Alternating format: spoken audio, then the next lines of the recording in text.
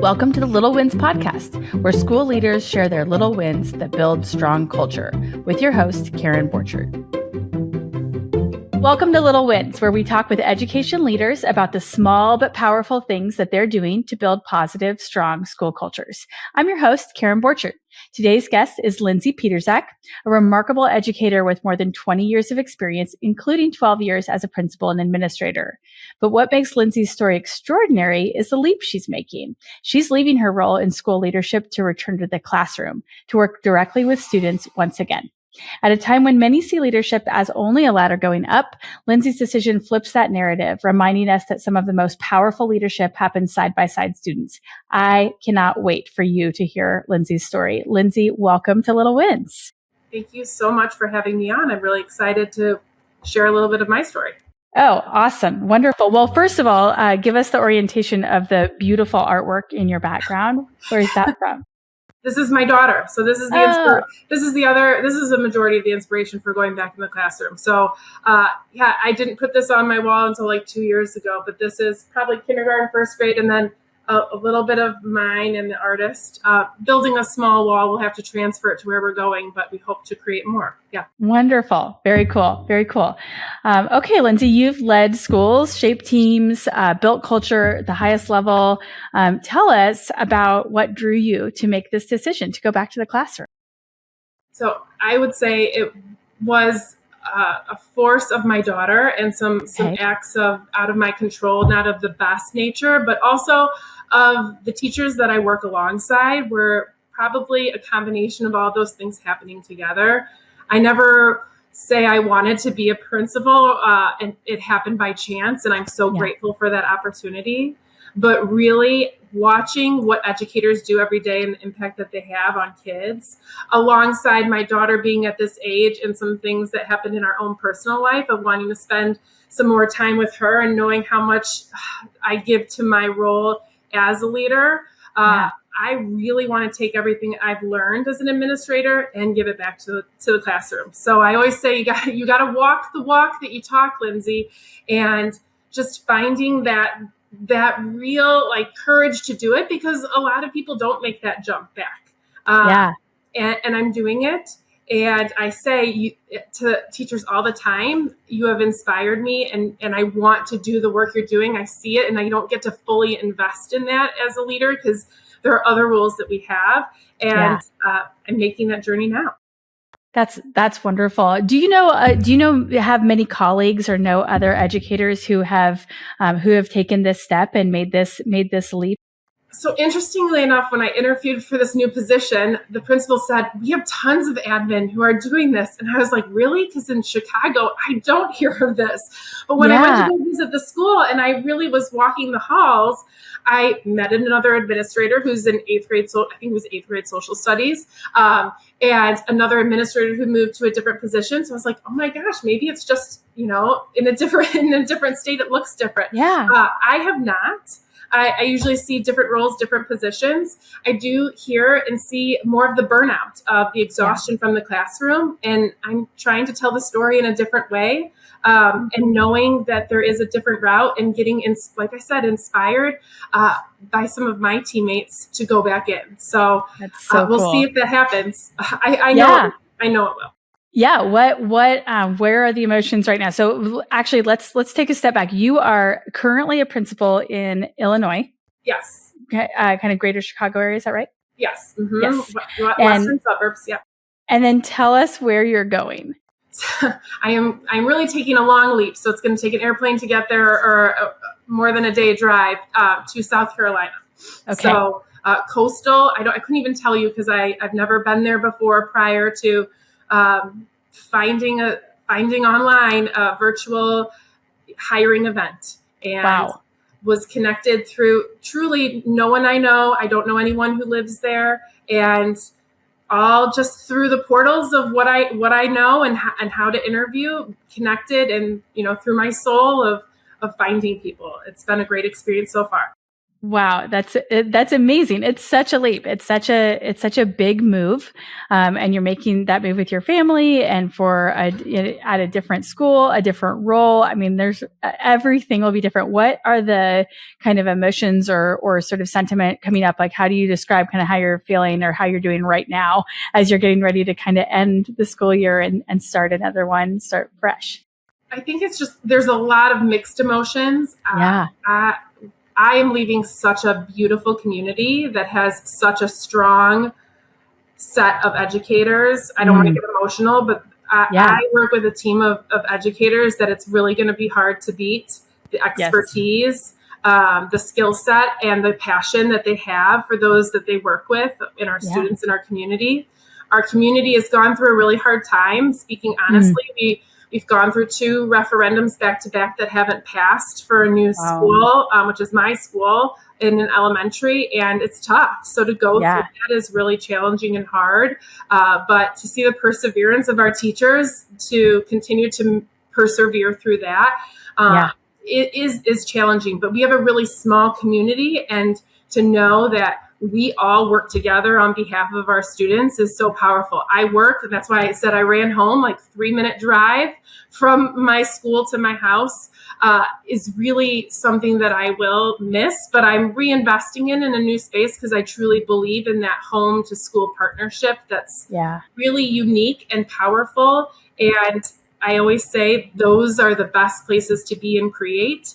And so those mixed emotions are what I'm dealing with right now, while being excited about something new and to plan for this next adventure. That's awesome. Tell me more about this home to school partnership. How do you think about that? What's that all about? So when I moved from the high school to the elementary, and although I knew a lot of the families, being with the older kids, I set out as one of my goals to meet all of the new families or all of the families. And being at the time a K-5 school, I said, I'll meet you all. I had a SMART goal of 95%. So I will come to your home. We can go to the ice cream shop. We can go to a park.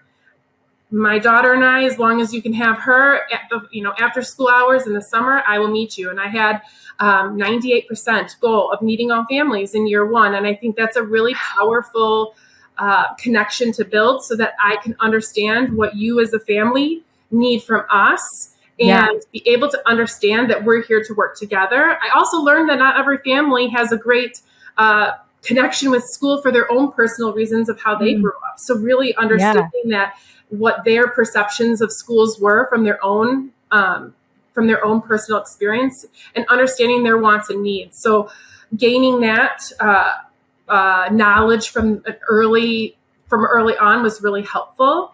And kind of continuing that on. COVID threw us for a loop, and I tried to pick up after that, but we moved to grade level center. So but that base really set a foundation for connecting with the community and getting parent volunteers, finding some new ideas, and getting some committees together too. Oh, that's awesome. So on those kind of home to school or that partnership and those visits and kind of spending the time, because it's a lot of time to meet 98% of your families in the first year of school. Like how much time do you think that took you? Lots of time. So we have about 100 students per grade level. So think about, I would say 498 families because they're siblings. That's kind of what I would say. It took, and I, as I've reflected on this in my journal and just kind of summing up my thoughts, home to work balance is what I needed to get more of. So probably too much time. But I always say, both in the classroom, leadership, wherever you are, if you front load getting that connection, it will help you long term, because getting those relationships is so powerful, because it takes a village to raise a kid in the educational system. That's what we're doing. We spend more time with your kids as educators during the school year than parents do. So it really is a partnership that's needed. That's incredible. I love what you said about just now about front loading the connection there. So investing up front in your families and in kind of establishing that culture when you're a new leader. I love that. How do you plan to kind of front load that connection when you return to the classroom? If I'm allowed, the same way. We'll Yeah. see. Yeah. I mean, I did it before when I was in the classroom, not in all the same schools, but in that same way that I can. It may not be visits to every house, but getting to know and understand, because I think it's also understanding that I'm a human too, and I make mistakes. I think oftentimes parents think that when we're making phone calls, because oftentimes the phone calls educators make home, it's not always the best news. We try to give as much good news coming home, but it's creating a relationship to know that we are, it's not one, it doesn't have to be one way, it can be two way, and that it's a conversation together. Love it. So that we can work together and it's not one versus another. Yeah, absolutely. Absolutely. That's so cool. That's so cool. Well, tell me a little bit, as you go back to the classroom and you start to engage, you're then, a peer to educators, you're a teacher to students in the classroom, a partner to parents, but you have this experience as an administrator and as a principal. What do you think that will change in your day to day, in your job, in your new work? So what will be different? What are you bringing to your new job that you didn't have before? Well, expertise, like you get more years, right? So when you get more years, you have perspective, is what I always say. I think it's helpful to have a new lens. So every time you move to a new district, you get new perspective. You've been with new colleagues, new set of students, and now I have a new arena of understanding what administration, their roles are, and why decisions are made the way they are made. I think one of the biggest things I've learned is I can only control so much, even as a leader. I thought one day I could, you can beat it all. You can beat this system that's out there, the big educational system. You can control what's in your classroom. So what can you do versus what can't you do? And we tell that to kids all the time, right? Right. Focus on what you can. And so I think that's really important even to take back as a teacher, is what can I do versus what can't I do? And when we focus once again on the positive of it versus the negative, but having the perspective of an admin knowledge now is really helpful. And not to take that as when I'm speaking or listening to colleagues of saying, well, I know this from that lens, but just listening and being able to bring that into the conversation and being able to offer a point of view can be helpful. May not always enter that into the conversation and add that as a point of view, but just knowing that in my back pocket may be helpful. That's so great. That's so great. Well, tell us a little bit about right now in your role that, as you're kind of finishing it up, but right now, tell us a little bit about your leadership style. What are the things that are really important to you in leading a team? How do you think about creating culture in your building? So we've done it a couple. I think we've done it every way. Okay. Coming into, well, you try to. I have a lot of energy. I've gotten a little burned out myself, just because you try all the things. You want high energy. I want to be super positive. Sure. Not that any of it is fake, but I've always believed in kids can. And I've been in different situations where I've had zero parent involvement, where it's, hey, this, you have what you have in the building and it's all teachers. Here, I just feel like we have such a special place to be. And we have so many great teachers and such great expertise. And I have so many colleagues that surround me to support me. And I'm always like, hey, why are we not congratulating and like patting ourselves on the back, So what I found to be, and I think what we've found to be really the biggest success is when it's collective efficacy. Okay. It's the teacher collective efficacy. There's no system. There's no boxed program. There's no one leader who's going to come in and be able to save the day is how I believe it to be. It is truly the team that you build and the honest conversations and learning together what a true team is. I think that is a big part of it as well. Working together to build up the best that you can be, that is what is going to make it. And I think everyone's kind of looking to the outside for all the answers, and then we always change it up. That's the constant, is change. Versus really looking within, building the confidence as educators, building our own expertise. I've been saying really most recently, this is our best resource to invest our money in is humans, because we as the educators are the best, because we have that human touch. We build the best relationships, and then our expertise cannot be replaced along with the relationships we're building with kids. That's exactly right. That's so good. I want to go back to something you said. You said no one teacher can save the day. And I think that's such an important note for a couple of reasons. I think one, obviously the opportunity to work together and build solutions and solve problems together, many hands make light work. You get more done in that way. But on the other side, it's also somewhat to the health and the well-being of the educator to not have any one educator believing that they are, going to shoulder the entire burden or save the day or be the hero. And that, how have you encouraged that with your staff, as a leader? How do you make sure that people are not, creating martyrs out of themselves, for lack of a better word, or kind of creating that sort of hero mentality of I'm the only one that can save the day on this? How do you do that? Well, I don't even think it's that they feel like that they're the hero. I think sometimes they prefer to, I say silos, they prefer to work in silos because it's just easier. Because in the time of a teacher's day, especially in elementary, I've worked in every model, and I argue and I advocate for the elementary teacher having the busiest and hardest day. I will argue that for a while now. It's just sometimes easier to work as a silo because there's several content areas to get done, especially if you're not departmentalized. Right.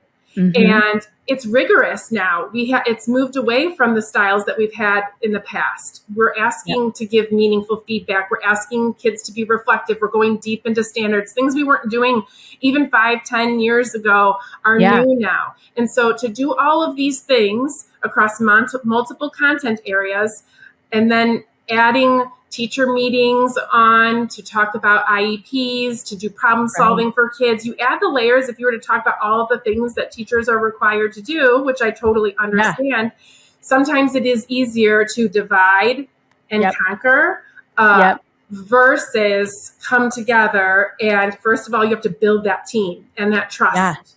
You have to trust each other and understand everyone's work mentality and how to get things done.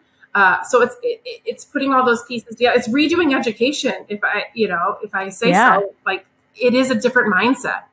Yeah, absolutely. So how do you deal with that? I mean, what you're saying makes complete sense to me, that sometimes it's just easier to put your head down, kind of work in a silo and just kind of divide and conquer and do your thing. You're going to do your thing over here and I'm going to do my thing over here.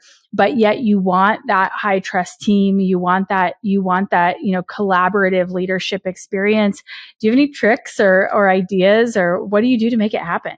Well, two things. Number one is the title of your podcast, which is Little Wins. Okay. So finding the little wins when a team has one. So I think when they see the success of working together and seeing students win as a whole team, and we work in collaborative teams and PLCs, and there is a difference between what people think are PLCs and what they really are, like coming together to talk about lesson plans and talking about student data are two different things. But we also have some real high functioning teams that work as models, and showing and having those teams share out some examples of how they are leading has really been powerful. And then we've also been, in the past couple of years, been able to implement team leaders and building up their capacity. What does a high functioning team look like? Yeah. How do you lead that so that there is someone on the team to help facilitate and guide that team towards success? Because asking everyone to just kind of figure it out on their own is a lot. And so you need a guide to be able to do that. But I often say, like, you can go out to a conference and send everyone out to kind of learn about it, but to embed that within our own professional development within a school. We have some coaches that are phenomenal as instructional coaches, but then also the professional development we provide to our team leaders is really powerful. And our new administration at the district level has done a great job of building their capacity over the past couple of years too. Oh, that's awesome. Okay, so it sounds like you have a number, if I'm getting this right, you have kind of a number of different leadership teams inside the building. Is that right? Do I have that right? Yeah. So we have right now, each grade level has team leaders. Okay. So we have, in my building, we have second grade, third grade, fourth grade, and fifth grade. And then we have a specials team leader as well for like art, music, gym. We have one that, and STEM he's our team leader for all of our specials. Mm-hmm. Okay. And so you have those team leaders, and then you also have building leadership that's different than the team leaders. Is that right? So each of those has a team leader, and then all of those team leaders come together and we meet to do some professional development twice a month. Okay, so you have these team leaders, you've kind of created this overall system where you have team leaders and coaches, you build professional development, and then you have this kind of celebration of some of the little wins when these collaborative teams come together. What are some of those little celebrations like? What do those look like for you guys? I walked in on one the other day that because it was with students that's the best part is when they're celebrating with kids. And so there was a team that was going over their essential standards, and they were using what we use is called Otis, and they were looking at their growth from practice standards to summative standards, and they had set, I think it was 70% of students meeting the proficiency. And so they looked at each of the standards, and they were using estimation because there weren't numbers, which is great because it was a math class, and they got to hit the dance button because they had hit not just 70%, but 80% in some of their areas of goals. And they got to throw a little dance party. And it was so cool to see how authentically excited those students were about meeting their goals in their standards. And so that is the power of it. It's not just about for teachers, because this is all about kids and their learning and taking ownership over it, because that's where we want to see kids thrive at. Right. Okay. Sorry. We got to go back and you have to tell me what the dance button is. I need to know what the dance button is. Well, I was saying we need to create our own dance button because I want to have my own music, but I think it's a button they push and then dance music comes on. So the kids in their classroom. Yeah. So they had it in their classroom. So they brought out the button, and I've seen it since because a kid got a compliment in a different classroom, and it was a different dance button. They hit it, and then they all get to stand up and dance. It's a great way, authentic incentive. Not everyone dances. Some, just go like this, and some just are like, yep, I'm watching the fun. So it was great. Oh, that's amazing. Plus, like double bonus of like getting kids like out of their seats and like, get some wiggles out just for a minute, and then everybody sits back down. That's very cool. I love that. And the teachers get to dance too. Yes. Love that. I love that. I agree. I think the teachers need a dance button. That is a really fun little win. I bet we're going to get some folks, Googling dance button after this. Yes. And if kids got to pick out the songs or teachers got to pick out the songs, I think you would get a little more participation from adults too. I think you're right. You're right. Awesome. Well, tell me a little bit. I know you've talked with me a little bit before about, kind of in your role, you've helped your teachers kind of do some co-creation of curriculum that's driven kind of by what they know and their own expertise. Can you talk a little bit about that and what you did there?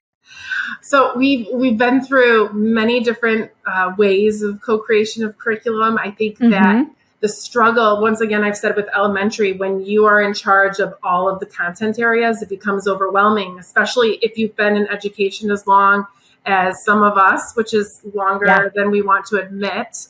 We don't want to say how many years. And so having to write it in depth, as we do, we have to really think about what is essential. What are our essential learning targets? Because a lot of these standards, they're layered within each other. And so what we did most recently is, although we adopted a curriculum, what we do is we call it a resource because we don't want to be married to one thing. However, we do find a lot of power in how it spirals itself and how the themes tie into each other across, especially in ELA. So we're all doing nature at the same time, for example, and the ability to potentially do some interdisciplinary things with that. We haven't necessarily gotten to that part yet. But taking those units and then from that curriculum being able to say, what are our essential standards? And then backwards designing by the end of the year, okay, here are our essential standards. By the end of the year, how are we going to scope and sequence ourselves out to make sure our students are, all of our students, all are meeting those. And then at different benchmarks through the year, we're saying if students aren't meeting those, how are we making sure we're reteaching? And this goes back to our grade level teams. How do we go back as a team? How do we look at and reteach as a team? To make sure we're all hitting those targets together.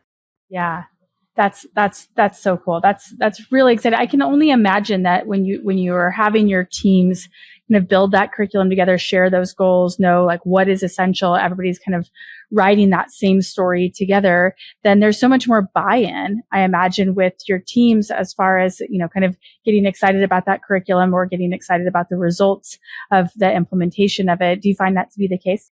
Easier said than done, because that sounds beautiful when I speak it, but there's so many layers behind it, because once you agree on those things, then you have to agree on, okay, well, what is proficiency?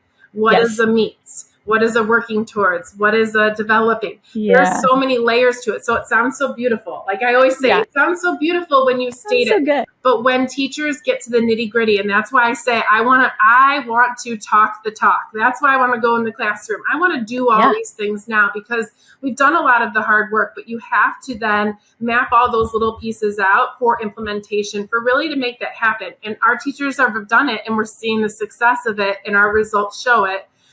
And we're seeing not just the growth, but the proficiency gaps there now, which means we're closing them. So that's power. That is powerful. That's wonderful.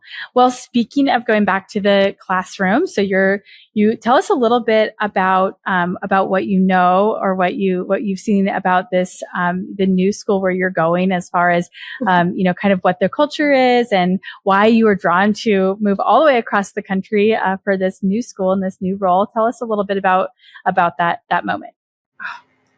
The only thing I could say is when I spoke to the new principal, and this was even before the actual interview, he had given me a call just to say he was going to be in our conference or in our Zoom interview, just to say, hey, I'm from the Midwest too.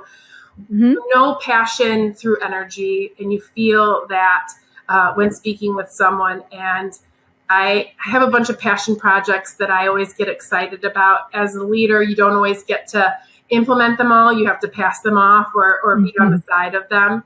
And hearing the things that he has been able to implement in his new school, that I would be able to either be a part of or just be able to introduce my projects and maybe have the power to lead them myself. I was like, this makes sense here.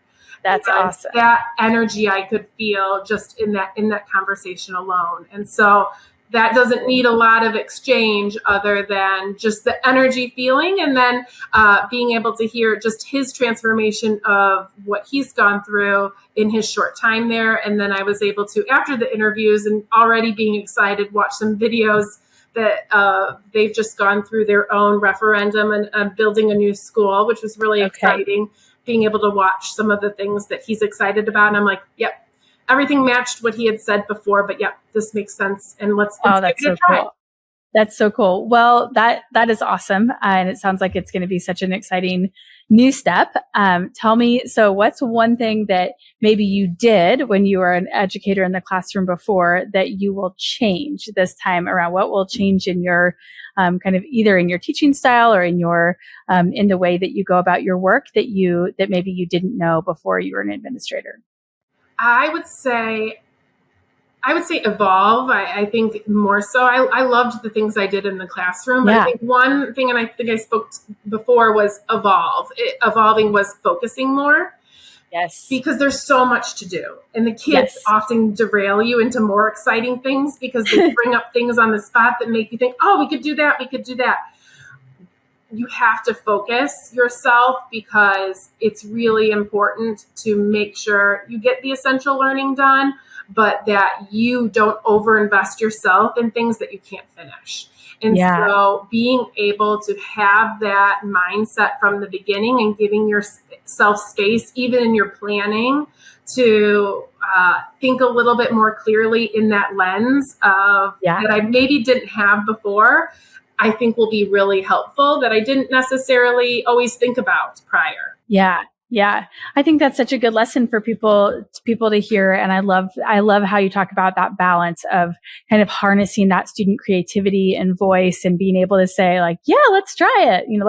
Let's do this thing, but also, kind of staying grounded in the essentials and in, kind of your question there of like, what is essential here?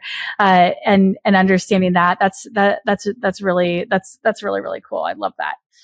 Awesome. Well, I'd love to hear, kind of your thoughts as far as like, as you go to this new school, and as you meet new your fellow teachers and all of those things, what's the thing that you may like a piece of advice you would share with them over coffee or something like that? If you are saying like, okay, listen, I was a principal, here's my advice, to fellow teachers. Do you have any thoughts on kind of advice you might offer them? If I was to a fellow teacher, well, no, I think my biggest advice to teachers towards admin is that we're humans too. I think that oftentimes teachers don't understand that administrators are humans as well. And so when they're telling us something, we've got what they're telling us plus 50 other, humans and what they're telling us. So just like teachers have, 50 little kids or 125 kids or 20 humans and 20 adults, everyone is human. And I think that's really the most important thing to keep in mind is that we all need grace and it gets lost oftentimes. And so I think even for myself, that's one piece of me making the leap I'm making is just to slow down. And so that's really important for me, but giving that grace to everyone in our profession, which is so important, would be helpful for not just a teacher, but any educator, any human at this time in our lives is really helpful to hear. Yeah, I love that. I love that. You talked a little bit earlier about how you said, I think sometimes we don't celebrate enough or pat ourselves on the back enough. Can you talk a little bit about like, why do you think that is and how could that change? I think everyone's scared of failure. Mm-hmm. And we were just having a conversation, the assistant principal and myself, she had this really profound kind of reflection as we were talking, because we've had such great success in the past. I mean, since I've been at Manning, we've seen growth, and we've aligned our two grade schools together into grade level centers and continue to see growth and close gaps.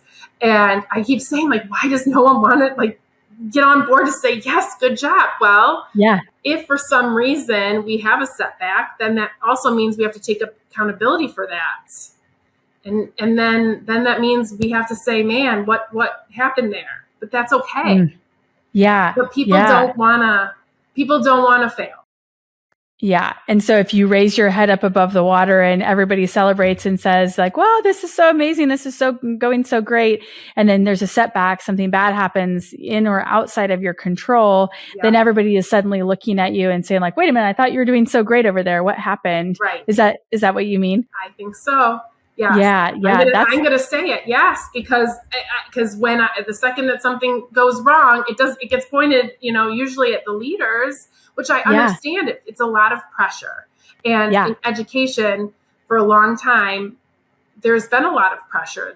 I think they felt a lot of pressure for a lot of different reasons, depending on who you talk to. And so you're scared to want to celebrate for those reasons, which is sad because it should be celebrated. You should be proud of the work that you're doing. it's really hard work. And really great work, right? Absolutely. It's so high impact. I mean, I think, part of the reason for this entire, podcast is really about kind of bringing the narrative of the positive narrative of education more to the forefront also, because it feels like we hear that so often that, we're not hearing the good stuff. We're not hearing the great stories, the wins, the successes as much because how you just explained it as like, well, if you start sharing that, then suddenly you're, kind of on the stage sharing that things are going well. And it's really scary and vulnerable because what if you have a setback and then everybody's pointing and saying, wait a minute, what happened to what was going great? And that fear can stop you from celebrating what's good. I've never thought of that. I think it's that's such good wisdom for educators and for leaders. Yeah. And social media does not do us justice. You just no. I'm not on that social media, but when I see it, when I'm trying to search online for funny things, it's a bunch of negativity that pops up. And it's just it's really sad that, and it probably turns a lot of people away from being future educators to see the negativity that exists, because if that's what our future has become, because I personally don't think that that's all education has to offer. So we have to start telling a different story, or we're not going to have good outcomes. Yeah. It's part of our story to tell, that we have to tell the good things. Not every day is pretty. Not every day is pretty. There are some hard days that happen for everyone. So there's got to be honesty there too. But there are a lot of great things to celebrate. Yeah, that's wonderful. Are there any things that you did as an administrator to help kind of, that it kind of can be a little bit of a kind of a loop, right? That if you don't share those wins and those successes, then people don't, feel necessarily kind of recognized or celebrated. And then it kind of breeds that potential like negativity or fear of failure or those sorts of things. And that kind of doubles back on itself. Is there anything that you did to kind of break that as an administrator, as far as, saying, we're not worried about the failure here. We're going to celebrate. This is a win no matter what. Are there any things that you did to really kind of try to support that? We looked at data and looked at those numbers right away. Yeah. So I think it's really important to show people where we are from the beginning and really start to understand their information. I also think it's important, which I would say is really hard, is to have honest conversations with each other about your classroom to classroom data. I think that's where we hide, because either it becomes competitive or it becomes, what am I not doing good enough? And those are really, really hard conversations. But once you can get past those, and I think we use systems, whether you use Google Sheets, you use a learning management system, whatever, but the data doesn't lie of where students are at, especially when you have common assessments, because the power of a team is to help each other to improve. That's the purpose of it. And so when you're grounded in those principles of having conversations and you break down those barriers of why you're having them, and it is not to do anything but improve. And that's where, you have your SMART goals from the beginning. They're not for show, but they're for in-house improvement. That is where you get the growth. But when you don't lay that out as groundwork in the beginning, I think that's where people get lost. And then all of a sudden you see numbers out there one day. It can get troublesome.